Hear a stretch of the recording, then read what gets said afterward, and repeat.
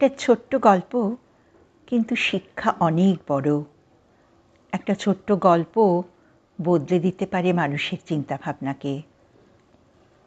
আমি আজ শোনাচ্ছি তোমাদের এক গল্প, যার নাম পাগলিনী। এই গল্পটির লেখক শ্রী তৃপ্তি কুমার পাইক মহাশয়। তিনি তাঁর দীর্ঘ জীবনের চলার পথের কিছু অনুভূতি সোনাঝরা রোদ্দুরের গল্প নামক একটি বইতে লিপিবদ্ধ করেছেন। সেই বই থেকেই আমার আজকের গল্প পাগলিনী। শুরু করছি গল্প পাগলিনী। কলকাতার বয়স ৩০০ বছরের বেশি। আমি এখন বাস করি কলকাতা শহরের নামকরা ধনী পরিবারের জমিতে গড়ে ওঠা একটি ছোট্ট ফ্ল্যাটে। গত ৫০ বছর ধরে এই উত্তর কলকাতার নারীর সাথে বেশ জড়িয়ে আছি। বেশ কিছু বছর কলকাতার শ্যামবাজার পাঁচমাথার মোড়ের কাছে কাটিয়েছি। তখনও এদিকে ফ্ল্যাট কালচার গড়ে ওঠেনি। বড় বড় বাড়ি ছিল, যেমন মিত্তির বাড়ি, মল্লিক বাড়ি, দেবেদের জমিদার বাড়ি, লাহা বাড়ি, বল্লভ বাড়ি, সাউ বাড়ি প্রভৃতি। এই সময় বড় বড় বাড়িতে বহু পুরনো ভাড়াটের দখলে অনেক পুরনো বাড়ি ছিল। সেই সব একান্নবর্তী পরিবার ভাঙতে ভাঙতে বাড়ি অযত্নের ফলে পুরো বাড়িতে পরিণত হয়। বাড়ির মালিকরাও অন্য অন্য শহরে বা বিদেশে থাকেন, যার ফলে সব পুরনো বাড়ি ফ্ল্যাটের প্রমোটারের হাতে সঁপে দিচ্ছে। নিত্য নতুন অ্যাপার্টমেন্ট গড়ে উঠছে। আজকাল সকালে বাজারে বেরোলেই দেখতে পাই কোনো না কোনো বাড়ি ভাঙা চলছে। বড় বড় নাইলনের চাদরে ঢাকা দিয়ে পাড়ায় পাড়ায় এক নতুন শ্রেণীর প্রমোটার ব্যবসায়ী নতুন নতুন অ্যাপার্টমেন্ট করে লাভজনক ব্যবসা করছে। প্রমোটারি ব্যবসায় জড়িয়ে আছে আর এক শ্রেণীর দালাল, যাদের কাজ হলো পুরনো বাড়ির মালিকদের সাথে যোগাযোগ করা আর বাড়ি বিক্রি করার সম্মতি আদায় করা। দরকারে বাড়ির মালিককে অন্যায় চাপ দিতেও দ্বিধা করে না। আর এক শ্রেণীর দালাল, যাদের কাজ হলো ফ্ল্যাট কেনার খরিদ্দার জোগাড় করে দেওয়া। এইসব কথা বলছি কারণ পুরনো একান্নবর্তী পরিবার কেন ভেঙে যাচ্ছে আর বাড়িগুলি এক এক করে বিলুপ্ত হয়ে নতুন নতুন নামে অ্যাপার্টমেন্ট তৈরি হচ্ছে। এখন কেউ আর বাড়ি বলে না। কোথায় তোমার বাড়ি প্রশ্ন করলে বলবে বসুধা অ্যাপার্টমেন্টের টপ ফ্লোরে ২ কামরার ঘরে। রোজ বিবেকানন্দ রোডের পেভার ব্লকের উঁচু নিচু ফুটপাথ ধরে টলতে টলতে বাজারে যাই। বাজারের পথে ১ কাপ মাটির ভাঁড়ে চায়ে চুমুক দিয়ে পান চিবোতে চিবোতে রাস্তা পেরিয়ে বাজারে ঢুকে বাজার করি। রোজ যাওয়ার পথে বিবেকানন্দ রোডের মোড়ে চায়ের দোকানের পাশে একজন প্রৌঢ়া হাতে একটা ছড়ি নিয়ে আপন মনে কথা বলে যায়। মাঝে মাঝে ছড়িটাকে মাটিতে ঠুকে ঠুকে কাকে যেন ধমকায়। রোজই আমার দিকে তাকিয়ে তাকিয়ে দেখে আর নিজের খেয়ালে হেসে যায়। আমি ওনার পাশ দিয়ে যাওয়ার সময় একটু সাবধানে চলি। পাগলকে বিশ্বাস করা মুশকিল, বলা যায় না কখন ক্ষেপে গিয়ে যদি ছড়ি দিয়ে পেটাতে শুরু করে। হঠাৎ একদিন আমার রাস্তা আটকে সামনে এসে ছড়ি হাতে নিয়ে সরাসরি নিচুর স্বরে প্রশ্ন করে, কোথায় যাচ্ছ বাবা? ভয় ভয় বলি, দেখতেই তো পাচ্ছেন বাজারে যাচ্ছি, আপনি কিছু বলবেন? প্রৌঢ়া বলেন, না, একটা কথা বলবো, যদি তুমি বলার অনুমতি দাও তবেই বলি। আমি মনে মনে ভাবি আমার ধারণা একেবারে ভুল। এনার কথা বলার ভঙ্গি, গলার স্বর একেবারে সুস্থ এবং স্বাভাবিক। তাড়াতাড়ি বলি, হ্যাঁ বলুন, কি বলতে চান আপনি? তিনি বলেন, কাদের জন্য বাজার যাচ্ছ? বলে কিছুক্ষণ থেমে আবার বলতে শুরু করেন, ছেলে মেয়েদের জন্য বাজার যাচ্ছ? ওদের লেখাপড়া শিখিয়ে সুন্দর ভবিষ্যৎ গড়ে তোলার চেষ্টা করছো, নিজের ইচ্ছা অনিচ্ছাগুলো গলা টেপে মেরে ফেলে, তাই না? আমি কি কিছু ভুল বললাম? আবার একটু বিশ্রাম নিয়ে বলে, নিজেরটা ভাবো, যাদের জন্য সব বিসর্জন দিচ্ছ তারা তোমাকে ছেড়ে চলে যাবে নিজের নিজের সংসারে। কথাগুলো শুনে একটু রাগ হয়। পরক্ষণে ভাবি, না, ওনার কথার মধ্যে অনেক বেদনার সুর লুকিয়ে আছে। কিছুক্ষণ দুজনেই নীরব থেকে আমি ওনাকে প্রশ্ন করি, কেন, আপনাকে একা ফেলে রেখে কি সবাই চলে গেছে দূরে? ভদ্রমহিলা আমার প্রশ্ন শুনে হতবাক হয়ে আমার দিকে বিস্ময়ের দৃষ্টি মেলে তাকিয়ে থাকেন। কিছুক্ষণ পরে শান্ত গলায় তাঁর জীবনের করুণ কাহিনী শুনিয়ে যায়। ওনার স্বামী সরকারি অফিসে চাকরি করতেন। ভদ্রমহিলা নিজে স্কুলে অঙ্কের শিক্ষিকা ছিলেন। যৌথ পরিবারে বাস করতেন। বিশাল দোতলা বাড়ি, রান্নার ঠাকুর, চাকর বাকর। শ্বশুরমশাই এই শহরেরই খ্যাতনামা ডাক্তার। স্বামীর আর এক ভাই, তিনিও ডাক্তার। শ্বশুরের মৃত্যুর পরেও সংসারে একই ধারায় হাসিতে খুশিতে চলে। ডাক্তার ভাসুর নিঃসন্তান ছিলেন। দিদি তাঁর চাইতে বয়সে বড়। তিনি তাঁকে নিজের মনের মতো, বোনের মতো ভালোবাসতেন। এক ছেলে ও এক মেয়ে। তাদের নিয়ে দিদির সারা দিন রাত খুশিতে কাটত। স্বামী মারা গেলেও সংসারের হাল ধরেন দিদি। ছন্দে পতন ঘটিয়ে আমি ওনাকে জিজ্ঞাসা করি, আপনি তখন থেকেই তো কথা বলে হাঁপিয়ে যাচ্ছেন, চলুন এবার একটু চা খাওয়া যাক। উনি বলেন, হ্যাঁ, চা খেলে তো ভালোই হতো। সত্যি তো, অনেকক্ষণ ধরে কথা বলে মনটা ভারাক্রান্ত হয়ে উঠেছে। চলো, ওই পাশের দোকানে বসে চা খাওয়া যাবে। তবে চায়ের পয়সা কিন্তু আমি দেব।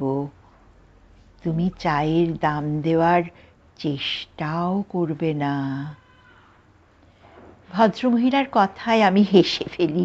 চা খেতে খেতে তিনি বলে চলেন, তা জানো বাবা, তোমাকে আমার মনের কথাগুলো বলে মনটা হালকা করছি।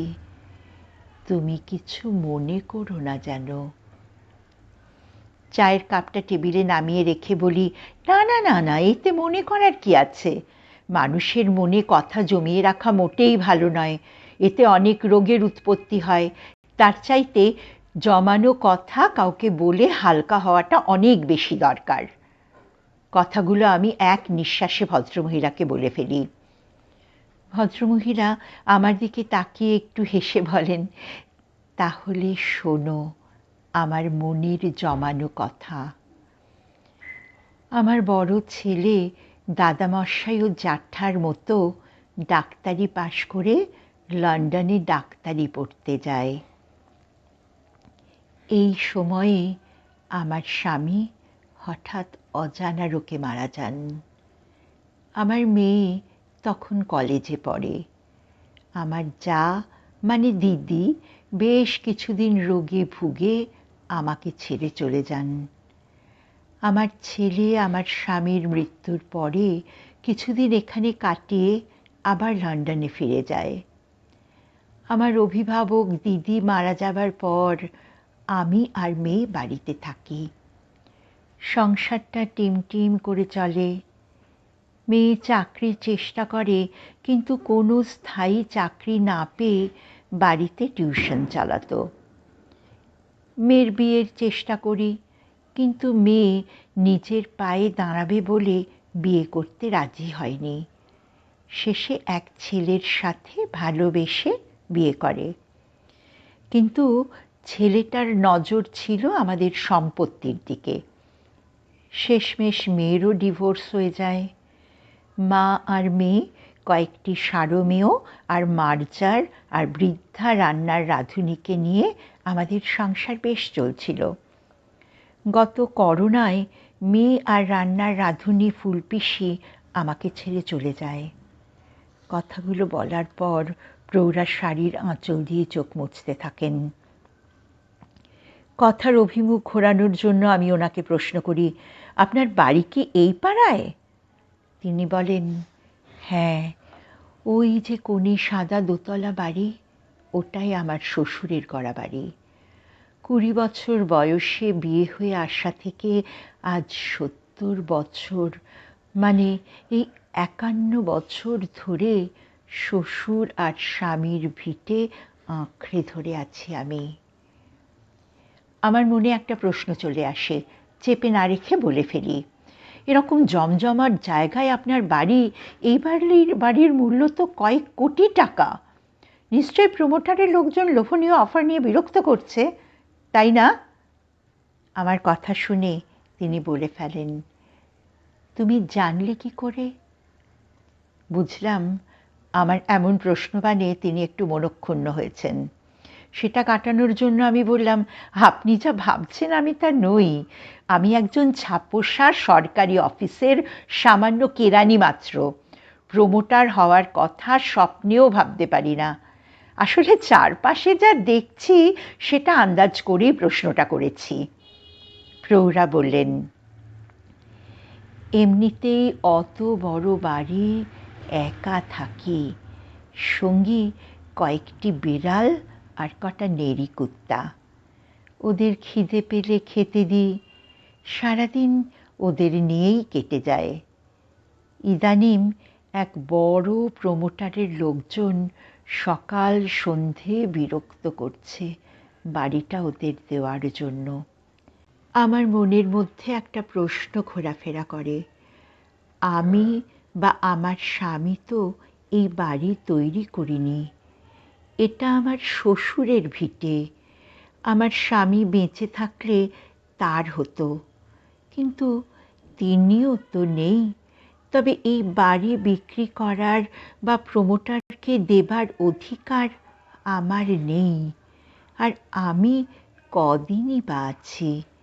এ বাড়ির অধিকার এখন আমার ছেলের। দিন রাত প্রমোটারদের আনাগোনার কথা আমি ছেলেকে চিঠি লিখে জানাই, কিন্তু ছেলের দিক থেকে কোনো উত্তর আসছে না। বুঝলাম ছেলের আমার ও এই বাড়ির প্রতি কোনো দয়া মায়া নেই। সে এই দেশে ফিরে আসবে বলেও তো মনে হয় না। হঠাৎ চেয়ার থেকে উঠে উনি আমার কানের কাছে এসে বলেন, তাই তো এইসব প্রমোটারদের অত্যাচার থামাতে পাগলের ভান করে বিবেকানন্দ রোডে বসে থাকি। আমি অবাক হয়ে চেয়ে থাকি ভদ্রমহিলার মুখের দিকে। ওনার কাছ থেকে বিদায় নিয়ে বাজার করতে চলে যাই। এরপরে বাড়ি ফিরে ভাবি, সম্পত্তি থাকাটা যে কত বিপদের তা ওই ভদ্রমহিলার কথাতেই বুঝতে পারলাম। বেশ কিছুদিন কেটে যায়, কিন্তু ভদ্রমহিলাকে আর ওখানে দেখতে পেতাম না। কিন্তু কাকে জিজ্ঞেস করলে ভদ্রমহিলার খোঁজ পাওয়া যাবে এই ভেবে ভদ্রমহিলার বাড়ির কাছে গিয়ে দাঁড়াই। পাশের বাড়ির একজন ভদ্রলোক বলেন, কাউকে খুঁজছেন? এই বাড়িতে যে ভদ্রমহিলা থাকেন তার সাথে অনেক দিন হলো দেখা হচ্ছে না, তাই ওনার খোঁজ করতে এলাম। ভদ্রলোক বললেন, উনি অসুস্থ হয়ে হাসপাতালে ভর্তি আছেন। ভগ্ন মনোরথে ফিরে এলাম। তার ঠিক 2 দিন পরে যথারীতি বাজারে যাচ্ছি, দেখি একটি শববাহী গাড়ি ওই গলির থেকে বেরোচ্ছে। গাড়ির সাথে পাশের বাড়ির ওই ভদ্রলোকটিও ছিলেন। এগিয়ে গিয়ে ওনাকে জিজ্ঞেস করলাম, আপনার কি কেউ মারা গেছেন? তিনি বললেন, আপনি যাকে খুঁজতে এসেছিলেন তিনি গতকাল রাত্রে পরলোক গমন করেছেন। তাঁরই শবযাত্রায় সামিল হয়েছি। শুনে মনটা ভীষণ ভারাক্রান্ত হয়ে গেল। বেশ কিছুদিন কেটে যাবার পর একদিন মনে হলো যাই তো দেখি ভদ্রমহিলার বাড়ির কী হাল। বাড়ির সামনে গিয়ে দেখি একটা নোটিশ বোর্ড ঝুলছে। নোটিশ বোর্ডে লেখা, এই সম্পত্তি স্বর্গীয়া মতিবালা সিংহ কলকাতারই এক স্বেচ্ছাসেবী সংস্থাকে দান করে গেছেন বালিকা বিদ্যালয়ের জন্য, আর তার যা টাকা পয়সা সোনা দানা সবই দিয়ে গেছেন ওই বিদ্যালয়ের জন্য। নোটিশটা দেখার পর মনটা শ্রদ্ধায় ভরে গেল। প্রমোটারদের বোকা বানিয়ে সকলের কাছে তিনি দৃষ্টান্ত হয়ে রইলেন। এই ছিল গল্প পাগলিনী। আশা করি তোমাদের সবার ভালো লাগলো। সবার যদি ভালো লাগে একটা থামস আপ দিতে ভুলো না। চ্যানেলটাকে সাবস্ক্রাইব করে নিও, তাহলে এরকম অনেক নতুন নতুন মোটিভেশনাল গল্প তোমরা শুনতে পাবে।